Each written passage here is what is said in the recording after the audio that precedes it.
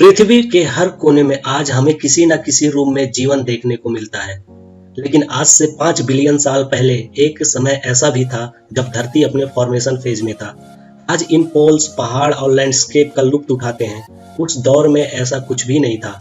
धरती पर पनपे सबसे पहले सूक्ष्म जीव के बाद की कहानी हम कई बार सुनते आए हैं, लेकिन आज के वीडियो में हम सूक्ष्म जीव से पहले फॉर्म हुए पृथ्वी की क्रोनोलॉजी पर बात करने वाले हैं और हम जानेंगे कि हमारी खूबसूरत नीले ग्रह की शुरुआत कैसे हुई, पृथ्वी पर जीवन की उत्पत्ति कैसे हुई, जानवरों का विकास कैसे हुआ, डायनासोर कब दिखाई दिए और वो कहां से आए थे।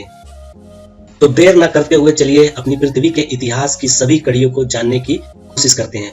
लगभग 5 बिलियन साल पहले जब पृथ्वी का निर्माण भी नहीं हुआ था, तब केवल हमारे सूरज की फॉर्मेशन हुई थी और यह पूरी तरह से स्टार डस्ट से घिरा हुआ था। लेकिन असली कहानी तब शुरू हुई जब आउटर स्पेस में मौजूद कॉस्मिक डस्ट टाइप होकर एक साथ जुड़ने लगी, जिसकी वजह से स्मॉल स्टोन्स फॉर्मेशन हुए। और एक काफी रोचक और सिंपल प्रक्रिया थी जो काफी लंबे समय तक चली, लेकिन इसी प्रक्रिया ने प्लैनेट्स की फॉर्मेशन में एक बड़ी भूमिका निभाई। ग्रेविटी ने इन स्टोन्स को कई मिलियन सालों तक खींचा, जिसकी वजह से पृथ्वी एक बॉल की शेप में आ गई। लेकिन अभी भी पृथ्वी अपने असली स्वरूप में नहीं बनी थी। इसे अभी भी कई सारी प्रक्रियाओं से होकर गुजरना बाकी था। वो केवल अभी एक गर्म गोला ही थी जिसका तापमान 1200 डिग्री सेल्सियस से भी ज्यादा था। ये वो समय था जब पृथ्वी कार्बन डाइऑक्साइड और नाइट्रोजन के गुब्बारे से भरी हुई थी। तब तक ना तो हवा थी और ना ही कोई एटमॉस्फेयर था। यहाँ तक कि एक ठोस सतह का निर्माण भी नहीं हुआ था। चारों ओर केवल लावा बह रहा था। लेकिन इस स्थिति को बदलने में ज्यादा समय नहीं लगा। जल्दी एक ऐसी घटना हुई जिसकी वजह से हमारा ग्रह एक नए ग्रह से टकराया और ये टकराव इतना भारी था कि पृथ्वी से एक टुकड़ा टूटकर अलग हो गया, जो आगे चलकर चांद कहलाया। आज भले ही चांद पृथ्वी के काफी दूर है, लेकिन अपने शुरुआती दौर में हमारा चांद पृथ्वी के काफी करीब रोटेट करता था। समय के साथ दूरी बढ़ती चली गई। चांद की ग्रेविटी के चलते गोलाकार शेप में फॉर्म हो गया, लेकिन टकराव का यह सिलसिला अभी खत्म नहीं हुआ था। 6 मिलियन साल बाद हमारी धरती को एक और फेज से गुजरना पड़ा, जब सोलर सिस्टम में मौजूद मेटेरॉइड भारी मात्रा में धरती की ओर गिरे। सोलर सिस्टम के निर्माण से बने हुए मेटेरॉइड जब धरती के पास आए, वो अपने साथ पानी की कुछ मात्रा भी लेकर आए। 6 मिलियन साल लगातार पृथ्वी पर गिरने की वजह से वहां पानी की ढेर सारी मात्रा इकट्ठा हो गई। वाटर बॉडीज ने अब पृथ्वी के तापमान को 70 डिग्री तक कूल करने का काम किया, लेकिन अभी भी पृथ्वी की सतह काफी गर्म थी, जिसे ठंडा करने का काम भी पानी करने वाला था। आपको बता दें कि आज इस पानी को हम धरती पर इस्तेमाल करते हैं, ये मिलियन साल पुराना है। और सबसे बड़ी बात है कि एक्स्ट्रा टेरेस्ट्रियल वर्ड से संबंध रखता है, यानी कि आम भाषा में कहें तो पानी पृथ्वी पर नहीं उपजा बल्कि मेटेरॉइड के जरिए मिला है। शुरुआती दौर में धरती की रोटेशन स्पीड भी काफी ज्यादा थी, जो वक्त के साथ साथ धीमी पड़ती गई। इसी वजह से ओशियन वाटर भी स्लो होता गया। पृथ्वी के बनने के 700 मिलियन साल बाद इसकी सतह पूरी तरह से पानी से कवर हो गई। जमीन केवल कुछ आइलैंड के रूप में भी मौजूद थे, लेकिन कोर से लावा का निकलना अभी भी जारी था। ये लावा पानी के चलते ठंडे होकर ठोस हो रहे थे, जिससे सतह का निर्माण होना शुरू हो गया था। धीरे धीरे इस प्रक्रिया ने रफ्तार पकड़ी और लावा बनने वाले सतह से जुड़ना शुरू किया। ऐसे में पानी के अलावा पृथ्वी पर महाद्वीपों का भी फॉर्मेशन हुआ।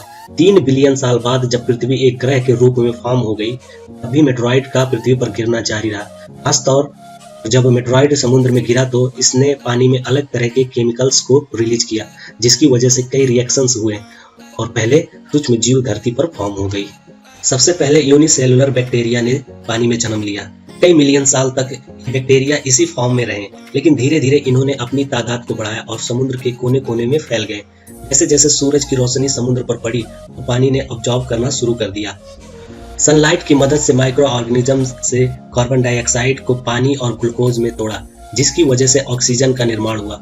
सूक्ष्म जीव की वजह से ओशियन का वाटर ऑक्सीजन से भर गया। समुद्र में लाइफ के विकास के बाद अब एटमॉस्फेयर की बारी थी। कुछ समय बाद ऑक्सीजन ने ऊपर उठना शुरू किया और वातावरण के निर्माण में अपनी भूमिका निभाना प्रारंभ कर दिया।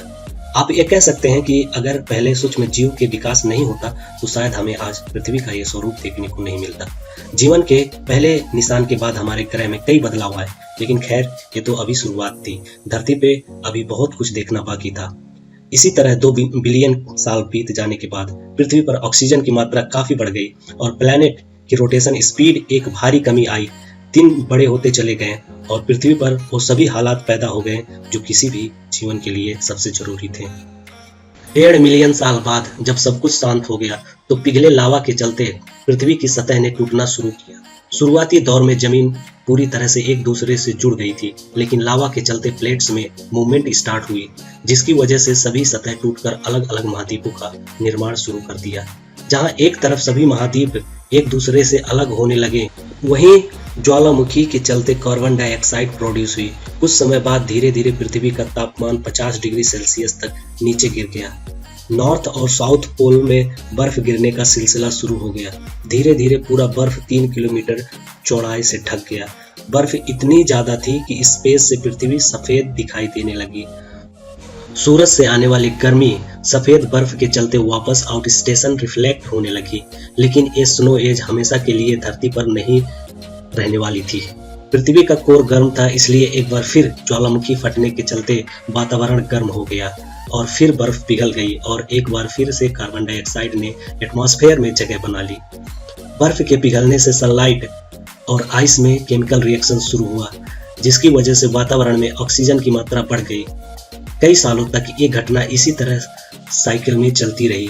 ऐसे में मिलियन साल बाद पृथ्वी का तापमान एक एवरेज लेवल तक जा पहुंचा, जो इंसान के रहने के लिए बिल्कुल परफेक्ट हो गया। पृथ्वी का एयर टेम्परेचर भी इसी स्थिति में आ गया, लेकिन इस प्रक्रिया में स्नो एज में विकसित हुए सभी बैक्टीरिया को मरना पड़ा। केवल वही जिंदा रह गया जो 540 मिलियन सालों से डीप ओशियन में रह रहे थे। ये सभी बैक्टीरिया समय के साथ साथ कई पड़ाव पर इवॉल्व हुए। पानी ऑक्सीजन लेवल बढ़ने के साथ ही पहले मोलैक्स यानी कि इनफर्टिलिटी होने वाला जीव विकसित हुए।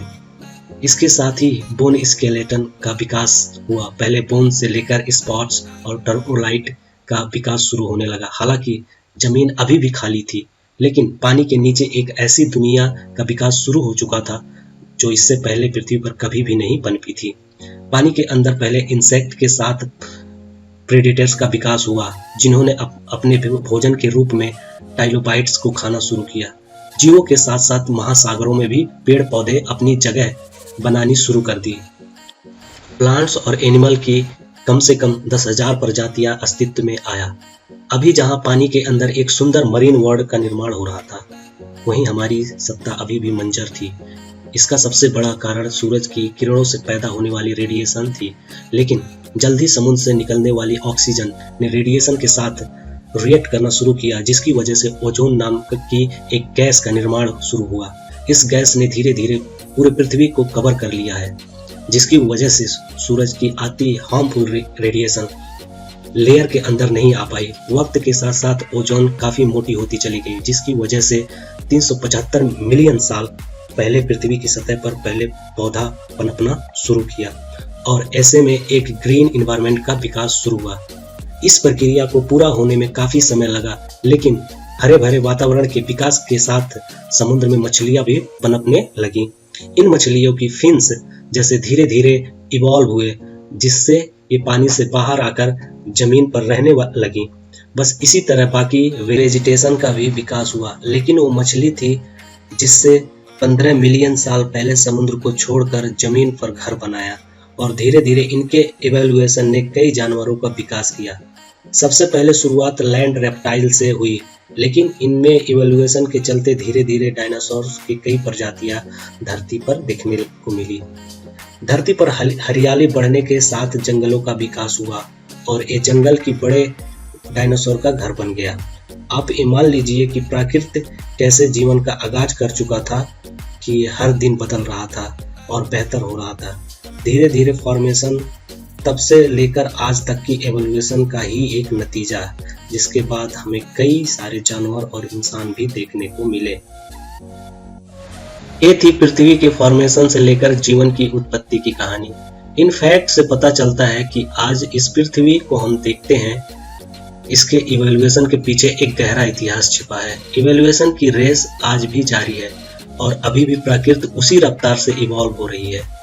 ऐसे में यह जानना दिलचस्प है कि हमें भविष्य में ना जाने धरती पर क्या क्या देखने को मिल सकता है। तो दोस्तों, अगर ये वीडियो आपको पसंद आया हो और इस वीडियो से आपको कुछ नया सीखने को मिला हो या फिर इंटरेस्टिंग लगा हो, तो प्लीज़ इस वीडियो को लाइक करें और फ्रेंड को या फैमिली को शेयर करें और चैनल को सब्सक्राइब करें। मिलते हैं अगली वीडियो में, तब तक के लिए धन्यवाद।